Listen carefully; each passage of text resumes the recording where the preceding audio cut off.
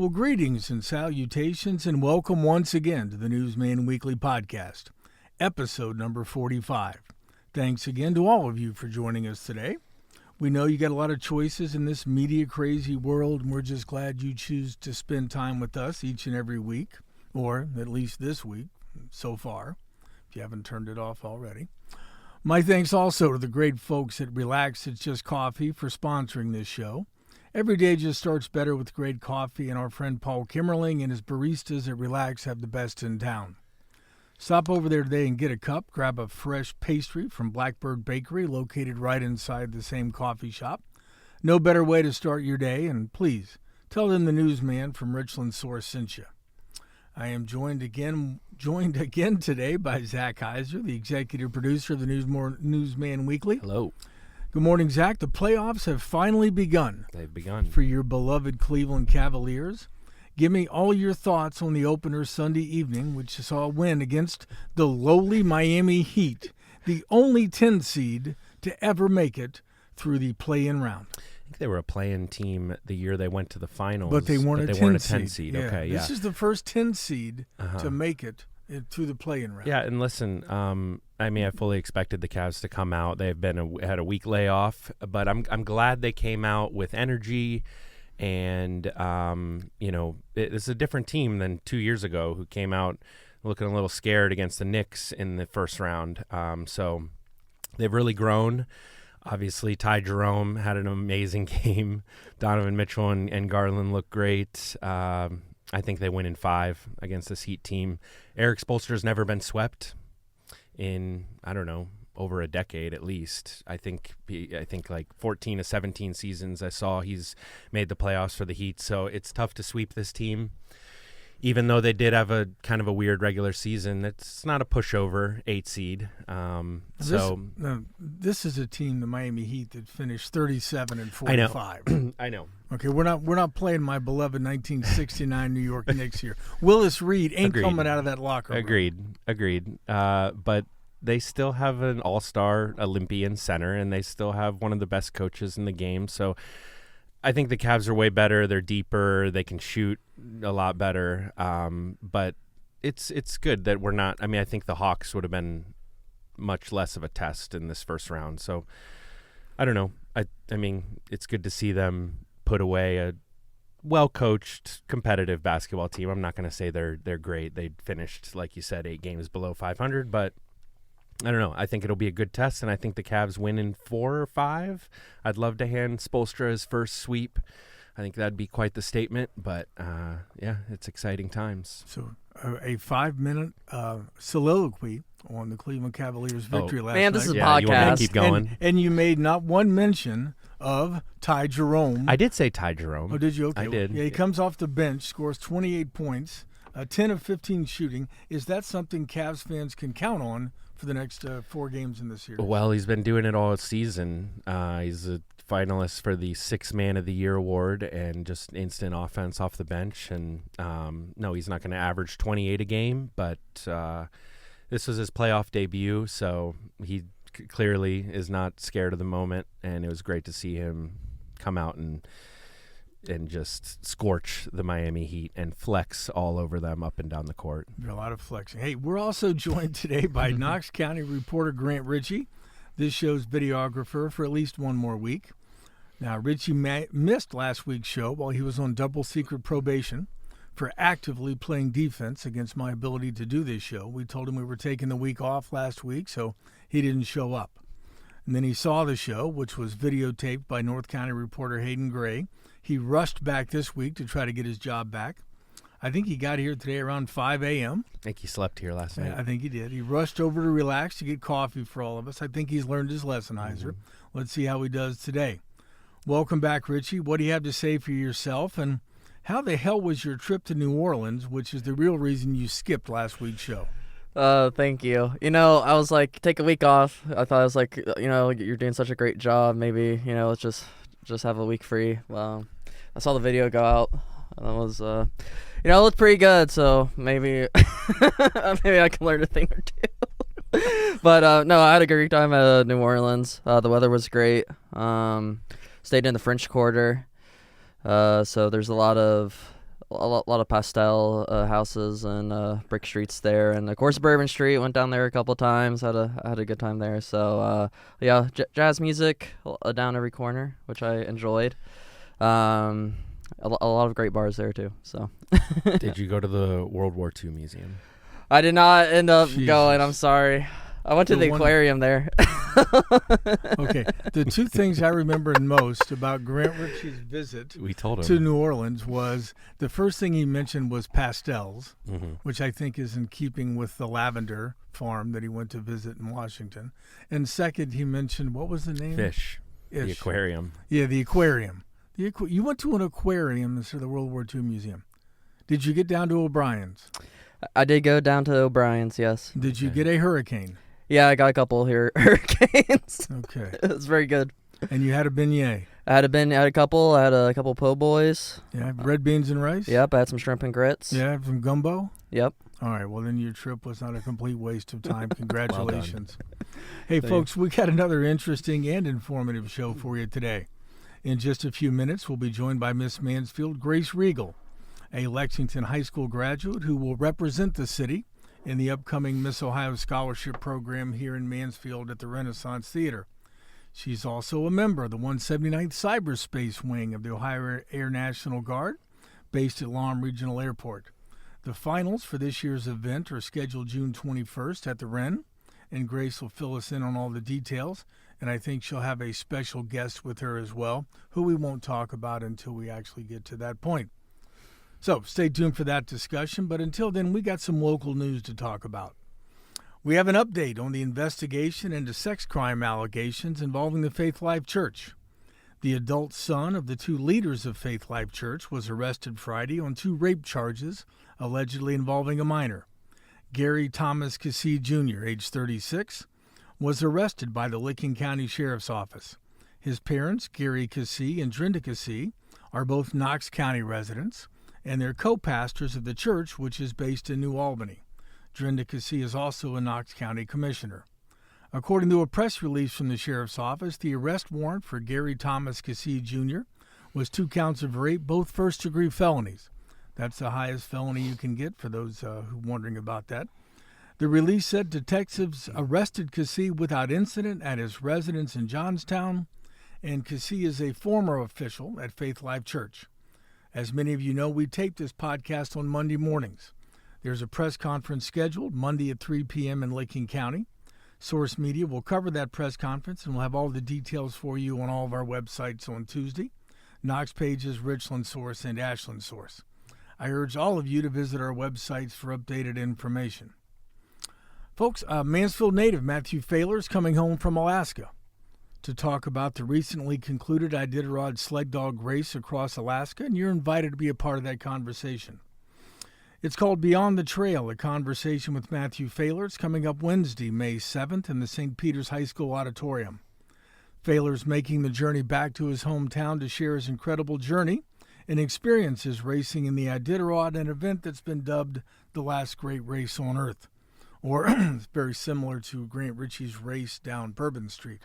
The event will begin with a conversation between myself and Failer, who lives in Willow, Alaska, with his wife Liz and son Theo. Part of that chat will give Failer, who earned a degree in fine arts photography from the Ohio State University, the opportunity to show videos and photos of his Iditarod efforts, and also from his Alaskan Husky Adventures business. After Matt and I talk, we'll have a question and answer session, and if you're in attendance, you get to ask your own questions that night. Now, we did a similar event last year at the Richland Source offices, wildly popular. We sold it out in less than 10 hours with our limited seating capacity. This year's event will be hosted inside the very spacious St. Peter's High School Auditorium, a.k.a. Robert Fry Gymnasium, 104 West 1st Street. Shout out Robert Fry. We went and looked at the space last week, and it is pretty spectacular. What a great venue for the event. We thank our friends at St. Peter's School for allowing us to use this great space. Tickets are $20. Half the proceeds will go to the local Boy Scout program to benefit an organization that helped Failer obtain his Eagle Scout status while he was growing up in Mansfield. And with Hiser's help, we'll put a link in the show notes to the Eventbrite site, where you can buy your tickets to what I'm sure is going to be an amazing night. It will be great space down there at St. Peter's. Yeah, the seats look wonderful. A lot of that room was redone during a capital campaign a few years ago. It's the first time I've been in there since then, and it's going to be a great night. Speaking of, I can't say great nights. That would be editorializing, but a day. There was a buzz of excitement in the air Saturday, maybe literally, as customers streamed in and out of the first licensed cannabis dispensary in Mansfield and all of Richland County. Just in time for 420. Times are changing. That was like the day before 420, I know. wasn't it? Yeah, that's scary. All right, anyway, the store is called... Easy there, Richie. You're not in New Orleans anymore. Buck up. The store is called Beyond Hello. It had a ribbon cutting at 1515 Lexington Avenue, site of the former Ace Hardware. Reporter Katie Ellington-Sorrell was on hand to cover it. She described a steady flow of customers from young adults to retirees visiting the new store. In fact, she spoke to a man from Butler who was in his 60s who said he was thrilled to have a dispensary in the area. He said he's got a medical card for his cannabis. He's traveled to dispensaries as far away as Canton, Newark, Upper Sandusky, and Marion. He said he uses cannabis topicals for arthritis pain and also gummies for pain and to help him sleep at night. Quote, as you age, things and old injuries creep back, and Lord knows I can relate to that. Once you really learn about this, it ends up being a natural remedy. I've tried over-the-counter stuff, he said. Some of the CBD stuff was working for me, but if you get the right blend and the right product, it's great, the man said. Beyond Hello is a subsidiary, and I don't know how to pronounce this, of Jushi, J-U-S-H-I? No idea. Jushi with a J. Holdings, which is a multi-state cannabis operator that includes cultivation, manufacturing, and retail businesses. The Mansfield location is their fifth Beyond Hello site in Ohio. Mansfield lawmakers voted last year to allow up to 3 recreational and or medical marijuana dispensaries within the city. The one on Lexington Avenue is the first. A second one is expected to open in May at 1099 West 4th Street. As far as I know, there's been no location or a timeline for a third store here in Mansfield. Hiser, I know you're excited about this. You want to weigh in? Well, sure, yeah. It's definitely going to bring people to town. Just that guy she interviewed traveling to... there's obviously a demand for cannabis. So, I think it's an exciting, I don't want to say tourism, but, people are going to come to Mansfield more often, and they're going to learn about some of the other things that are going on here. And it's great. It's great that it's legal now, and it's great that Mansfield's approved up to 3 dispensaries, and I think that's going to be good for the local economy here. So we can go and get some gummies and go sit at the duck pond out at Kingwood. Let's go. Oh, great. Just checking. Hey, the key to solving the decaying West Park Shopping Center is getting into local hands, according to Mayor Jody Perry. A recent decision by the current New York-based ownership group to try to sell the 17-acre site through a local real estate company may help move that process forward, along with the continued legal presence of a demolition order. This whole property was ordered to be demolished 2 years ago, and we're still there today. But that was the message the mayor gave City Council last Tuesday when she announced Namdar Realty Group, which is based in New York, has contracted with Sluss Realty, which has listed the property for $2 million. So, Richie, get out your checkbook. You can own the former West Park Shopping Center. Do you want to make an investment with me, Carl, and maybe we can, maybe make like a Dave & Buster's there or something? I'm pretty sure when I woke up this morning, becoming a business partner with Grant Ritchey was not high on my priority list. But who knows? Who knows, Richie? The listing became effective April 15th for a property that has vexed. And I love you. You know what? I need more stories where I can use the word vexed. Yeah, you do. City leaders for the past few years. According to the Sluss Realty website, the property is a, quote, colossal opportunity to revitalize the heart of Mansfield's Miracle Mile, including an expansive strip mall encompassing over 179,000 square feet and spanning over 17 acres, with high visibility including 1,127 feet of frontage and 1,256 parking spaces. I will tell you in advance, all those parking spaces will probably need to be redone or paved over. Or 1,256 potholes. Exactly. Let's be honest, though. Most of these buildings are beyond repair.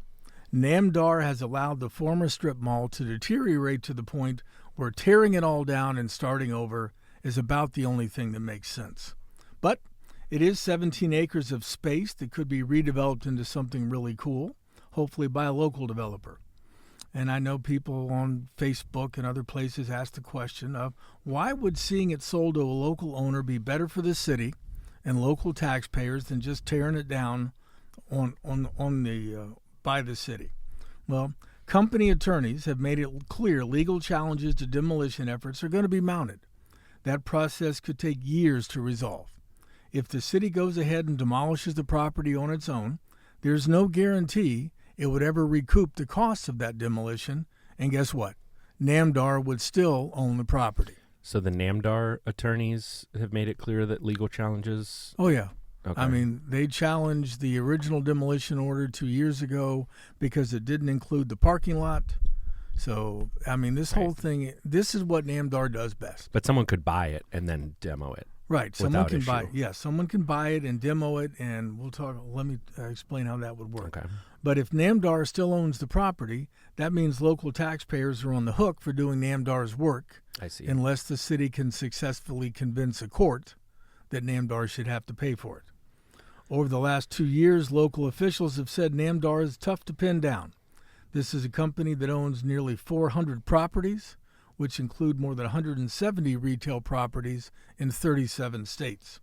Why don't you Google NAMDAR sometime and look at news stories around the country about what's happening at some of their properties, including one in Pittsburgh that we've written about. Were they always like this when like the city first originally? I guess when like they first bought, or I mean, you know, when they originally had the parking center, were they always this bad seemingly? Or? I mean, this has been back in the day. This was a very viable shopping center.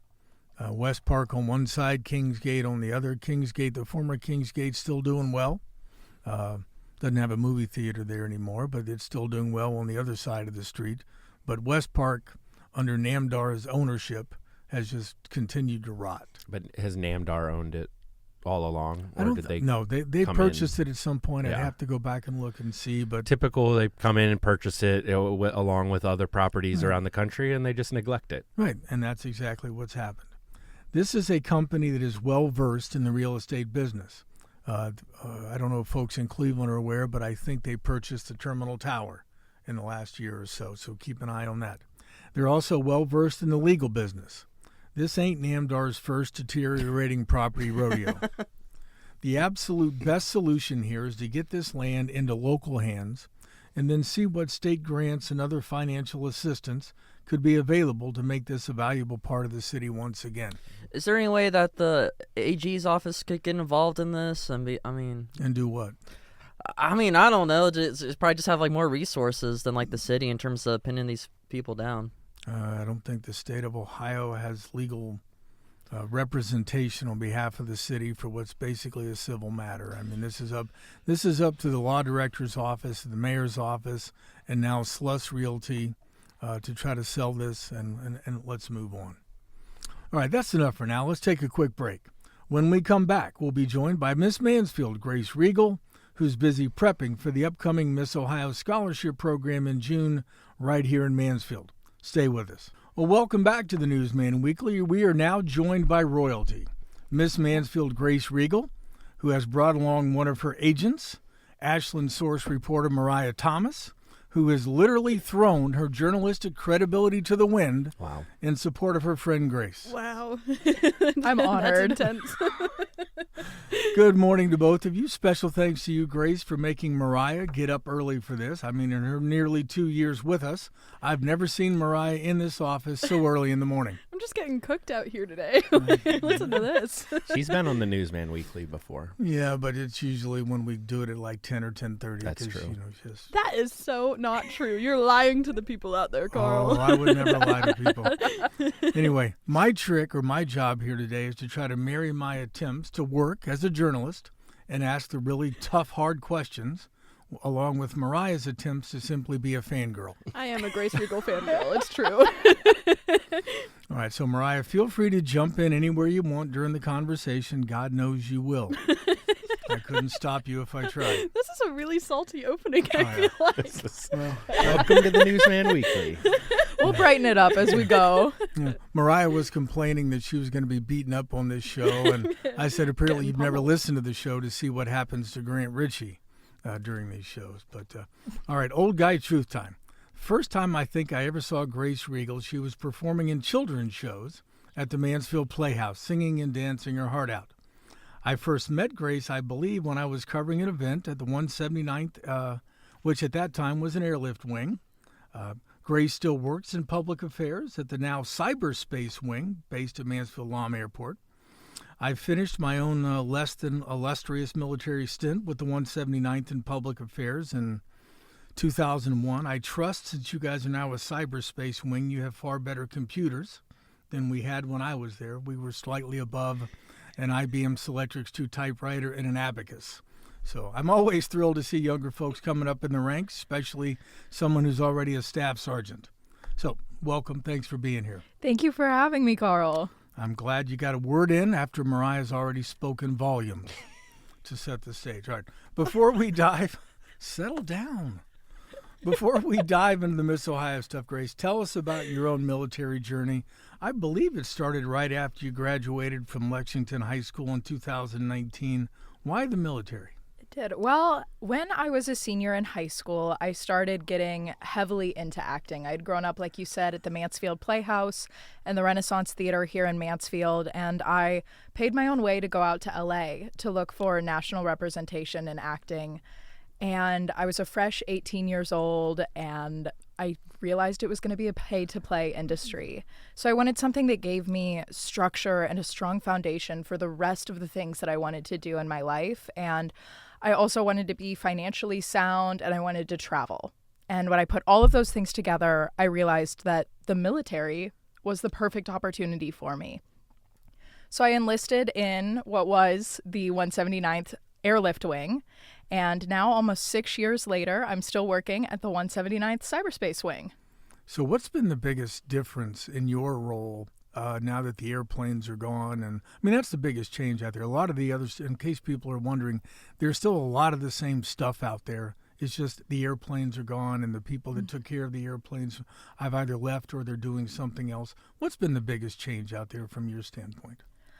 Well, my biggest draw to public affairs was the opportunity to be a storyteller. And I've told people in our transition into cyberspace, my job, whether we have planes or computers, is always going to be being a storyteller. So now, to my benefit, and I am a huge fan of this, I get to share more stories about our people and what they're doing and accomplishing both in uniform and in their civilian life. So I've had a wonderful time covering marathon runners and families that have done incredible things together. All right. Well, you're obviously not new to the.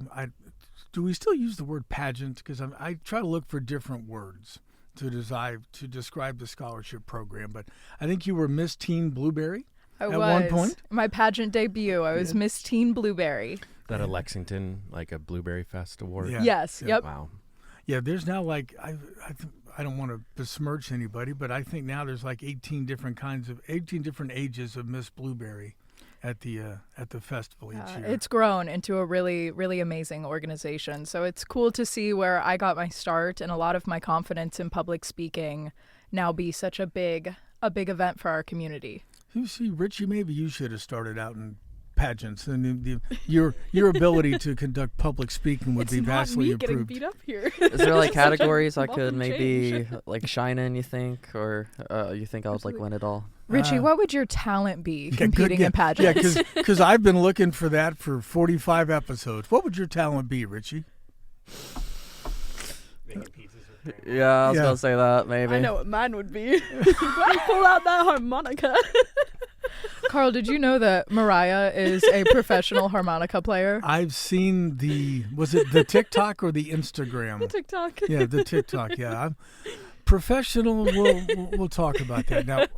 At some point, Mariah has pledged to accompany me at some karaoke event, and we're going to do a Pirate Looks at 40 by Jimmy Buffett. Yes, we are. And I can't sing a lick, but she had the audacity to ask me if there's a harmonica part. And obviously she's never listened to the song because that's the intro to the entire song. Well, Mariah is my agent, but I also am her agent. Okay. We like to stagger our appearances so that we can better serve each other. And I could not imagine a better accompanist for your karaoke night. Okay. But she does charge quite a bit per performance. I will double check the budget, but I'm pretty sure it's zero. So As Grace's agent, we need to get this back to yes, her. that's where we're headed, because not only were you Miss Teen Blueberry, you were Miss Lexington. I was, yep. Now, what year were you Miss Lexington? So I was Miss Teen Blueberry in 2016 and Miss Lexington in 2017. All right. Now, before I jump into the last question about that part of it, I have to jump back to something you said. I raised 3 boys, all of which are older than most everybody in the room. I think everybody in the room. Your parents, when you looked at them and said, I want to go to L.A. and find representation and pursue a career at age 18, what did they say? I think that they saw it coming. I have always been very outgoing, I'll do it myself, it's okay, want to go and explore the world. So when I said that I wanted to go to LA, they were like, yep, it's time. Like, you're 18. We saw this. Go. Now, what they didn't see coming was when I came back from LA and I said, oh, yeah, that was really fun. I'm going to enlist in the military. And that's where they were like, oh, she's lost it. How did we get to this point? So your family itself, not a big military background family? Did you have parents, grandparents, anybody that served? So my dad served in the Navy right after he graduated from high school for 4 years. And I grew up hearing his stories that he had traveled to more countries than he had states, and all of the people that he got to meet and the things that he did. And that was a huge selling point on the military for me. Did you also mention that the word Navy is an acronym? Is it? I don't know what the... Never again volunteer yourself. My father was in the fleet for 32 years, and then I got into the Navy Reserve, and I realized he was right. So, all right, a year ago you competed at Miss Ohio as Miss Rock and Roll City. What did you find compelling about that whole time?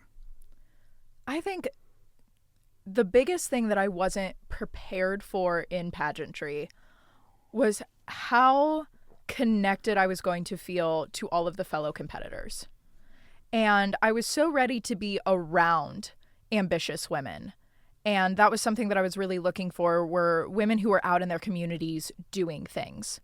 But I had no idea that I would be spending the week with my future bridesmaids, my best friends, the aunts to my future kids. Maybe I'm a little dramatic, but I mean it wholeheartedly. These are some of the most incredible women. So, like Carl mentioned, obviously last year you competed as Miss Rock and Roll City. This year you're Miss Mansfield. And I happen to know that you are a very big fan of this city. I'm curious if you can share a little bit about what it means to represent Mansfield this year and how that's different than it was last year being Miss Rock and Roll City. It means everything to me. I am Mansfield's biggest fan. I think I can say that. I can confirm. Wholeheartedly. Absolutely. I grew up here, and Mansfield gave me everything. Growing up on stage at the Mansfield Playhouse and the Renaissance Theater, I found my confidence. I found my ability to be a storyteller that I now use professionally. And I love this city. And I feel like this is such a good year to be able to be Miss Mansfield, as we have so much momentum in our city for change, so many things that are growing, and to be able to represent that and tell the whole Miss America organization that Mansfield is the place to be right now is such an honor. And you can help explain why Main Street's all torn up when the contestants come in. I have explained that quite a few times. I've sent them weekly updates. So I go to the gym right next to the carousel. And if you are familiar with the Miss Ohio organization, we have a huge tradition to go to the carousel after the Miss Ohio parade and sign autographs. That's on June 15th, if anyone is available and like to join us. So I've been sending them weekly updates of the carousel and like, hey, here's how the road is looking good for June 15th. I'm sure we'll be fine. How many contestants like run for Miss Mansfield? I don't know if run is the right compete in. Shoot for it. Yeah. So I applied as a direct entry this year. So I still had to send in an application and my resume and explain why I would be a valuable asset to Miss Ohio. But it meant so much to me to be able to represent the city of Mansfield that I didn't want to compete for a local title this year. I wanted to have the chance to rep my hometown on the state stage. Now, one of the things that I found when I believe it or not, folks, I do actually do some prep for these shows. I don't just come in and blunder about you do. Okay, thank you. One of the things I found compelling when I looked at, Grace, at your community service platform that you've chosen in the past deals with dyslexia. I think you were diagnosed with dyslexia in the 3rd grade, if I read that right. What was that like when you found that out and growing up with that, and how has it translated into your adult life? It was challenging. And I remember, I was so young in the 3rd grade, and a diagnosis is just a really scary word to hear. So I felt so different. And then, of course, so I heard that I have a diagnosis. I'm 9 years old trying to figure out what that even means. But I'm 9 years old and I'm in elementary school, and I might not know what it is, but I feel different. I'm seeing my peers finish their tests way before me. I'm seeing them turn pages in their books, and I'm still rereading the first sentence. And just the feeling of uncomfortableness that I felt different. So it was very isolating, and I had to learn very quickly how to become an advocate for myself. My mom was very, very smart when she decided that at 9 years old, I was going to learn how to advocate for myself. I was going to sit in on every meeting for my 504 plan. I was going to sit with her while she YouTube university'd what dyslexia is. And she later went on to get her dyslexia specialist license. And now she works full time in the field working with students in schools for dyslexia. So it really has become kind of our whole lives. And my mom has dedicated her entire career in education to now helping students with dyslexia. And because of how much work and love she poured into my academic career, I know that it's my duty to give back to students who are struggling now. How did you first notice? Other than seeing students turn pages sooner or turn in papers quicker, from you're sitting in your chair, probably 3rd grade, would that have been Central Elementary or Eastern or Western? So in 3rd grade, I was at Central. Okay, so you're sitting in your chair in 3rd grade, Central Elementary School, and you're reading something. What was it? Because I want to make sure people understand what dyslexia is. How did that impact you when you're sitting there reading a book? So it was my test scores and the way that I was performing in class. So I would come home and say that, I read a passage on whales. So I would read this passage on whales, and then we would talk about it in class. So on the written exams, when I was answering questions, it'd be like, Grace, was she even in the room when we had this conversation? What is going on? She is living in her own world. But then when I would go home and I'd get to talk to my parents, and we'd sit at dinner, and what did you learn today? Oh my gosh, whales. Whales are so cool, and they have this, and there's so many different kinds and colors, and blah, blah, blah. And my mom would be like, she comprehended everything. She knows what's going on. Why are her test scores so low? And it was because my brain wasn't able to write. I was more worried about, am I spelling what I'm spelling correctly? Am I getting the sentences put together? I was more worried about the context of what I was writing than the content of what I learned. Okay. And so it was never an issue with my intelligence. It was an issue with the way that the school system wanted me to demonstrate my intelligence. Okay. So once you got beyond that point, how did they change things for you at that point, or did they change and you just had to continue to advocate for yourself and adapt to the way they did things? Carl's a good journalist. I was going to ask you the same question. Jeez. Well, thank you, Mariah. He's okay. Yeah. Thank you for He's approving. okay. Thank you for approving of my question. Anytime. So while I was going through receiving my diagnosis, that would have been 2009, it wasn't widely recognized in schools to have dyslexia. And I had a few teachers who had known what it was or have dealt with disabilities before, But our teachers do so much in our school systems. Not everybody can be a specialist in each individual disability. So I did find myself a lot of times at 9 years old walking into the classroom with a binder labeled Grace's 504 plan, and I would flip open a page at 9, and I'd be like, oh, section da-da-da-da-da-da says you need to give me printed out notes. Wow. And imagine a 9-year-old walking up to your desk when you've gotten a master's degree saying, hey, here's how you're going to do your job. And I'd quote the law, and I would quote my rights and the Americans with Disabilities Act, and I'm all of 3 feet tall. And it was really empowering for me to be able to do that and then see the change right away. Wow. When I was walking into a class that morning and they were like, hey, get out your pencils. And I'm like, oh, no, not me. Like, I'm not going to take notes in this class. And they're like, yes, you are. And I'd pull my binder out of my backpack and I'd be like, actually, no, I'm not. And then immediately seeing that change of teachers saying, oh, you're right. Right. We forgot about that, or I didn't understand. Here are your printed notes. So that was really empowering for me as a student to have those experiences early on to advocate for myself and then see the change immediately. That's so interesting. I know that, nowadays a lot of schools in Ohio have been really focused on literacy. So like you see a lot more of those like dyslexia specialists and reading specialists in schools today than it sounds like there were when you were growing up. Absolutely. And then I look at, so dyslexia is genetic. My mom has dyslexia. My dad has dyslexia. I do, and so does my brother. And so seeing my brother is 6 years younger than me, sure, going through the education system, and then still him going to Lexington and having even some of the same teachers that I had, and then it being so much easier for him. And that's why I find the conversation so important, because if I was able to do that for one sibling, what can I continue to do for the district? What can I keep doing for students around the state that are struggling with reading? I'm trying to imagine doing that in the 3rd grade. When I was 9 years old, I was in elementary school in Brunswick, Georgia, and probably my primary role in school was to eat paste. And, you would have gotten the switch. Yeah, exactly. And run around on the playground telling girls they had cooties. I mean, that was chew tobacco. No, not in the 3rd. That was the 4th grade. Sorry. Yeah, that started in the 4th grade. Yeah, well, that's really the journey that my dad was on. So, like I said, both of my parents also have dyslexia, and it was extremely different for them than it was for me. My dad was just told that he wasn't smart, and that was the end of the conversation.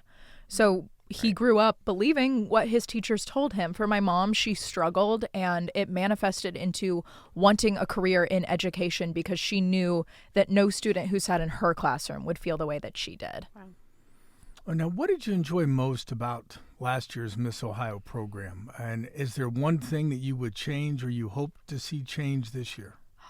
I think every second of the Miss Ohio program felt like Christmas morning.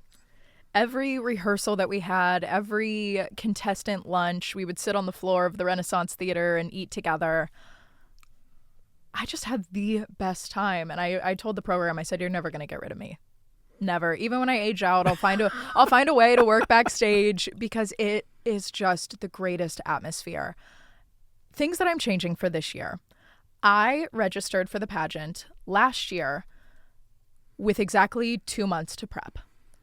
And I call it my 2-month marathon. I got everything together. I learned my talent, and I'll admit this now, the day that I competed in the talent section of competition. And what was your talent? I perform a her story. So it's a self-written monologue, and mine is about my journey. I wanted to really convey to the audience how it felt to be disabled in school and then grow up to now be a Department of Defense journalist. So I use this trait that I've always had for creative writing and storytelling. I've always had a talent for, but I always had hardships in spelling. Mm-hmm. But that doesn't mean that I'm not a good storyteller. So although I didn't unlock that yet when I first received my diagnosis, there's now so much empowerment in something that gave me so much struggle growing up. Well, that's helpful. Mariah, you could take something from that because Mariah's a good storyteller, but spelling might not be her biggest claim to fame. Excuse me, I was a spelling bee champion multiple times. Yeah, but that was in Montana. I mean, come on. Spelling is different in Ohio. Yeah, we have like long words here. And yeah, like Ohio. I say that with deep appreciation for your parents, whom I've met and have great respect for, especially your dad, the former physics teacher. All right. Mariah, next question is yours. Go ahead. It is. So I've seen you behind the scenes aplenty during this whole, stretch to compete for Miss Ohio. And I know that there's been a lot that's gone into being a local title holder than just, wearing that crown and looking beautiful, which you do very well as well. Can you talk a bit about some of the activities you've participated in as Miss Mansfield, or are there any coming up that folks should know about? It has been so fun to be a local title holder. Like I said, I'm Mansfield's biggest fan. So even before pageantry, I tried to go to every event that would pour back into my community.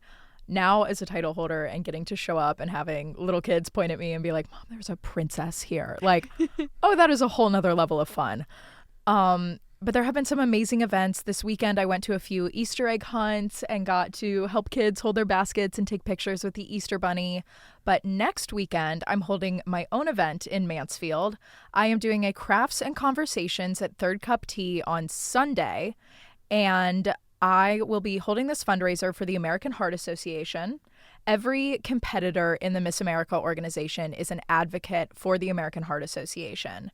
So I'm doing a fundraiser to raise some money before I go to my state competition, and we will be decorating heart-shaped sunglasses to get everybody ready for summer with the hottest accessory that will be coming out.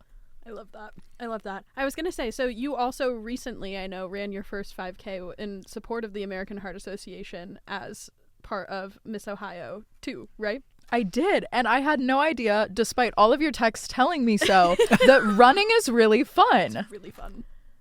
No, running is not fun. Running is, stopping running is fun. And I used to, believe it or not, when you look at this roly-poly guy today, there was a time I ran 5Ks, and obviously the military required like mile-and-a-half runs, and I struggled to compete them. I will say this, the Navy, you had to run. The Air Force, you could actually walk. Used to be, back in the day, you could walk. You had to walk really fast. But you could walk. Yeah, and that's exactly right. My old boss, Phil Brown, taught me how to speed walk, so I actually survived some of those. But, running's not fun. I don't know where you guys get that idea. Well, I do think there's a huge difference, because I've gone through basic training now almost 6 years ago. And it wasn't fun, but you get better the more you practice. There's a huge difference between run or you lose your job, and run, congratulations, here's a bunch of snacks and a medal. I am in it for the medal. Yeah. But the American Heart Association put on a phenomenal event. It was so high energy. The DJs were awesome. The energy of everybody running together, which I think I need that group. Like, I am not just going to go out on the track and run by myself. Right. But if a couple thousand people would like to run with me, that's the motivation that I need. There you go. I remember when I was still in the Navy Reserve and we were drilling at Navy Marine Corps Reserve Center in Dayton. And we had to do it twice a year, the physical readiness test. And there was a part of it was you had to do sit-ups and push-ups. And there was an overachiever, young, I forget what his rank was. He was maybe an E6. But he was one of these gung-ho guys who was just going to max out everything, right? And so you have somebody counting as you're doing your push-ups, and you have a certain amount of time, and it's based on how old you are, how many you have to do. And this guy decides he's going to crank out, a bazillion push-ups. Unfortunately for him, the CO of the Reserve Center happened to walk by as he was doing his last one, and he bent or bowed his back as he was doing it. And the commanding officer looked at him and said, he fails. That doesn't count. He's not doing the push-ups properly. And the guy who was counting said he's done like 45 of them before that one. He goes, I'm sorry, I saw him, he failed. And I looked at myself and I said, you know what, I think I'll do my 25 and call it a day.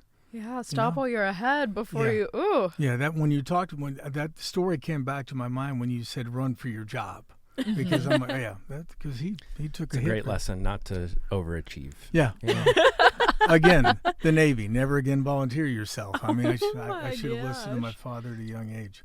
So, Grace, I have another question for you. Look at you just jumping in and stealing all the questions now. You know what? We're going to change the name of this. You said I was supposed to. It's the Mariah Thomas Podcast Weekly. Starring Mondays Grace Riegel. Mariah. I'm out. People could use a break, Love I it. think. Oh, really? From the guys, yeah. Okay, all right. It's time for Girls Week. It's Girls Week. Okay, go ahead on. I was curious, Grace. So, how do you fund competing for something like Miss Ohio? It is an investment. Okay. It is definitely an investment. And I look at how much I gained last year from competing, and I knew that it was a no-brainer that I had to compete again this year. I am so thankful for my community. I have had a lot of people that have helped me fundraise. I opened up a friends and family page in the program book, so individuals in my community and family are able to make a donation to put their name in my program book, which means the world to me because I do get to carry that with me. I don't have my phone during the week when I compete, except for scheduled out social media times. So having that friends and family book that I get to carry with me and remember all the people that believe in me and my story and my goals, that means the world to me. And so their donations are very helpful. Mm-hmm. And then I just put a portion of what I make at work into competing. And I've also tried to be very thrifty in reusing wardrobe pieces or thrift shopping for different pieces for competition. Sweet. Now, one of the things I saw that you got to do recently, because I, again, researched the show, don't just show up as Ritchie does and just kind of bluff my way through it every week. But Man, I'm just here to record the podcast. he hasn't been just trying to do his job. he hasn't been the same since he dipped his beignet in his gumbo. I mean, last week down the French Quarter. But you recently got to visit the White House. What? Yeah, I mean, you could dip a beignet in gumbo. I don't know. Is that like an actual saying, or did he physically do that, or is this a new phrase that we're trying to make happen? I mean, it's a new phrase. Yep. All right, we're gonna start using that. Can't dip your beignet Don't in your dip gumbo. Your beignet in your gumbo. Yeah. Can we get that on a T-shirt? You know what? We probably can. Richie, you want to take care of that, and we'll get Stick the newsroom or Newsman Weekly I'll start mass production logo on the back. You know yeah, what? I like it. Attention, Paul Kimmerling over at Relax It's Just Coffee, the proud sponsor of our show. We've got a new T-shirt we'd like you to sell. We can put a cup of coffee on the side, but the primary art will be someone dipping their beignet in their gumbo. I'm relatively certain that might cause an explosion, but we don't know for sure. All right, back to the question before I so rudely interrupted myself.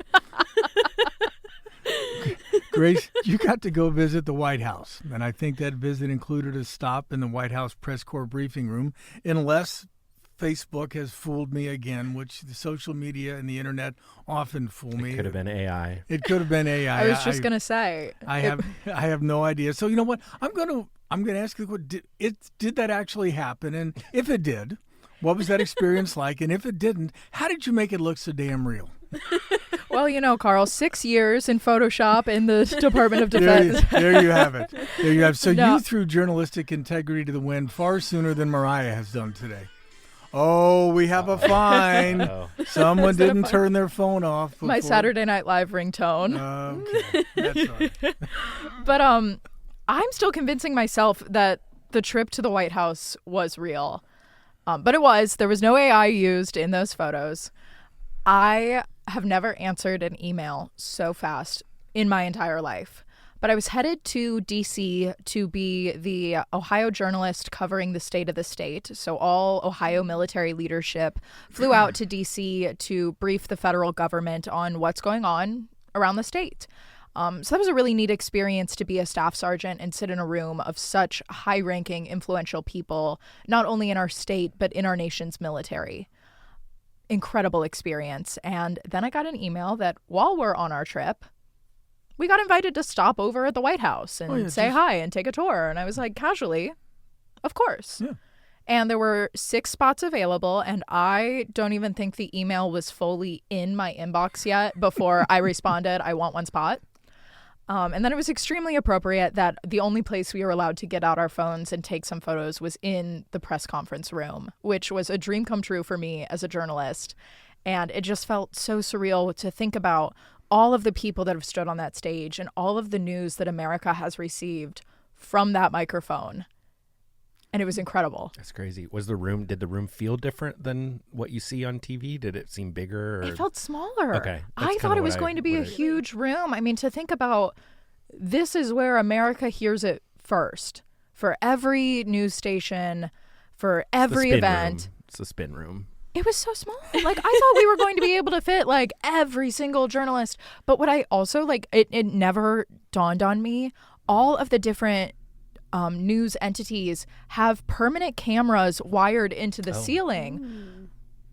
And I was like, that makes so much sense, because imagine, like, squeezing everybody in the store when breaking news comes out and everyone wants to get the best spot. The cameras are already in the ceiling, and they have all of the different, like, news logos pasted onto them so you can see which one belongs to who.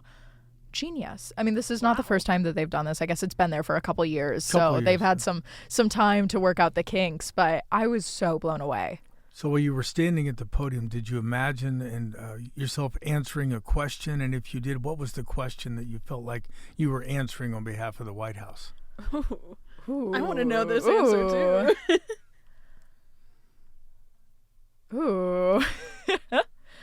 I would love to talk more about education in America. And I think to be able to say that we have more funding for our educators and all that they do, to say that we're doing more research in how we can support students, to be able to say that we live in a country that fully places its priorities in educating the youth of America, because we are only as strong as our next generation. See, and that's the kind of question that you're going to get during. It'd be nice to hear from that room. Yeah. I mean, it was something talking positively about education. Yeah. I mean, and how does that play into that kind of a thought? Because obviously during the Miss Ohio Scholarship Program, you have to answer, there's an interview process. What's the toughest question you've gotten? What was the toughest question you got last year when they were doing it? I mean, if I was asking questions, it'd be something like, look, if you were a tree, what kind of tree would you be? Well, that kind of thing. My toughest question isn't too far off. So, of course, we prep for months and months for interview. I prep for political questions. I prep for questions I imagine people will ask me about being in the military. I prep for questions. I know this year I'm going to get a ton of questions about the Department of Education. And I'm prepped for all of those. I was asked questions about my grandfather who immigrated to America when he was just 4 years old. And I was so ready for all of these questions. And then one judge looks at me and he goes, if you were a car, what kind of car would you be and why? And I had just answered a question that was like, what is the importance of cyberspace today in the Department of Defense? And I was like, oh, I've got that. I have been prepping for this. Like, that's my whole job, is to speak about cyberspace in the Department of Defense. And then he asked me what kind of car I would be. And I was like, I've never seen a car in my life. I don't know what is. Can you give me the country of origin of the word car? And without missing a beat, I look him dead in the eyes. And I answered with my whole chest, I would be the Oscar Mayer Wienermobile. There you have it. And then I had a moment answer. of like clarity. And I was like, did I just say that in a Miss America organization interview? I looked at a judge and I said, I would be the Oscar Mayer Wienermobile. And then I doubled down and I kind of, I laughed at myself. I laughed it off. And I said, I stand by that wholeheartedly. I think that is what my soul said, because it's true. The Oscar Mayer Wienermobile is bold. The Oscar Mayer Wienermobile travels well. It is nationally recognized. It is always celebrated when it shows up to an event, and it connects with people really well. It gives out handouts and talks to the community and networks. And I think I am the Oscar Mayer Wienermobile.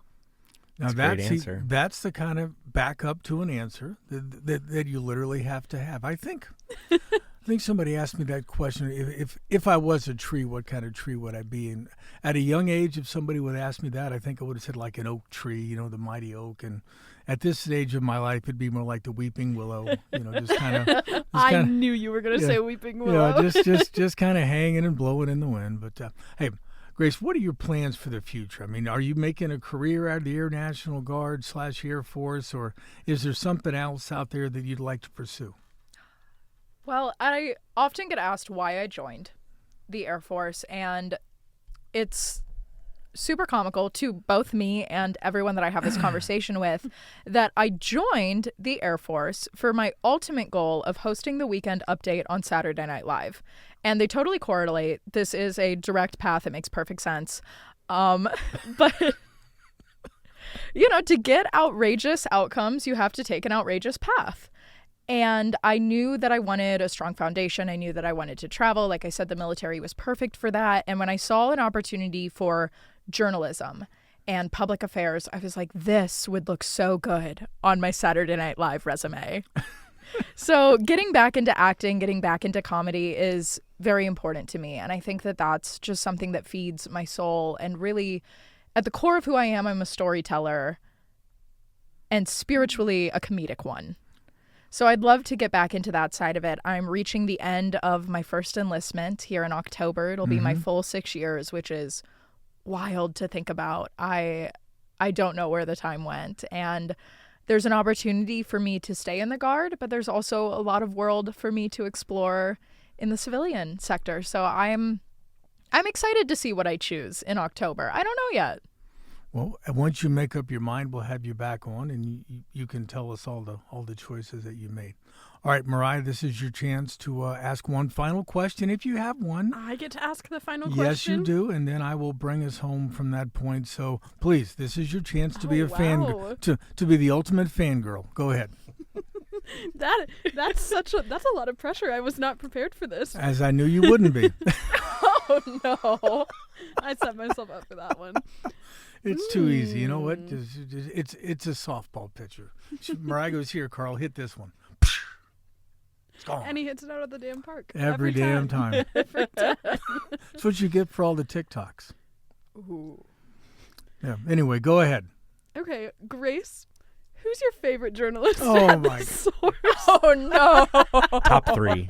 Oh, no. There's only one correct answer to that. There's only one correct answer to that if you want this show to ever air. I'm putting her on the spot. This was such a... This is very Just because Carl is attacking you does not mean you have to attack me. But I was told that I get a top 3. Mm-hmm. Feel free. So in no specific order at all. Well, you're really good at this. Go ahead. No wonder you stood at the podium at the White House briefing room answering questions by not answering them. I gave an answer to my Now theoretical press briefing. Yes, you did. Because while I have media training, I also have opinions. Yes. And I'm happy to share them.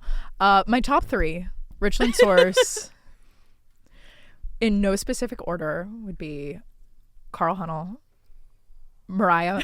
I almost said Mariah McCormick. So does that, if I combine them, does that count as one? And then I get to pick another. Yeah. Hey, this is Katie your Ellington, Mariah McCormick, or Grace Thomas would be 1. Perfect. Good answer. All right. Well, very good. Well, folks, we are going to wrap up today's show on that kind of confusing note. Many thanks to everybody for joining us today, but especially Miss Mansfield, Grace Riegel. Thanks you very much for coming in and joining us. It's been a pleasure to have you. And even though you brought along your agent, we tried to get through. And Mariah, it's always good to see you before noon. So thanks for coming in early. I can't win today. Oh, well, thank you for having me, Carl. Very good. Our guests next week, if we continue to have a show, and based upon what happened today, who knows for sure, we're going to have Mansfield Mayor Jody Perry and Safety Service Director Keith Porch. There are 2 municipal income tax renewal issues on the May 6th primary ballot. We'll talk about both of them, one a sneak peek. They're both renewals. They're not going to cost anybody any more money. They involve the pride tax and the pothole haters tax, which I've been doing this a long time, and the pothole haters tax is one of my favorite tax names, if there are any taxes that I actually like. Anyway, thanks again to all of you for listening to the Newsman Weekly. I'll be back in a second to put a bow on this week's show, but until then, remember what Mark Twain said. If you tell the truth, you don't have to remember anything.